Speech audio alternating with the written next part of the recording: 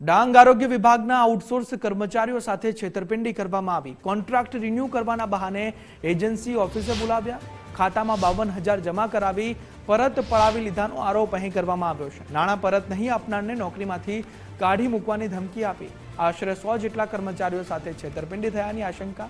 કૌભાંડની કુલ રકમ 60 લાખથી વધુ હોવાનો અંદાજ। મહેસાણાની અલ્ટ્રા મોડર્ન એજન્સી સામે ગંભીર આક્ષેપો लाग्या છે।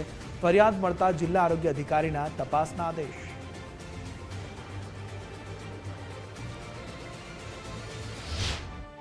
પીએસસી વાઇઝ જે કર્મચારી હતા બધાને બોલાવ્યું અને એ લોકોએ એવું કીધું કે તમારા ખાતામાં જે પૈસા અમે લાગશું તે 2 દિવસના અંદર અમને ઉપાડીને આપવાના છે અને 7 જગ્યાએ અમને સાઇન પણ કરાવવામાં આવ્યું, જે અમે 7 જગ્યાએ સાઇન પણ કરી છે અને ડાબા હાથનો અંગૂઠોનો છાપ પણ આપેલો છે અને ઘરે આવતાની હાથે જ અડધે રસ્તે પહોંચેલા જ હતા અને અમારા ખાતામાં પૈસા આવી પણ ગયેલા હતા અને જે અમે ઉપાડીને 2 દિવસમાં આપ્યા પણ છે નિલેશભાઈને, સુપરવાઇઝર છે જે અલ્ટ્રા મોડેલ એજન્સીના। કેડરમાં દરેક પ્રાથમિક આરોગ્ય કેન્દ્ર પરથી જે ઓર્ડર આપવામાં આવ્યો છે કર્મચારીને તેમને અત્રે બોલાવીને એમના નિવેદન લેવામાં આવેલા છે।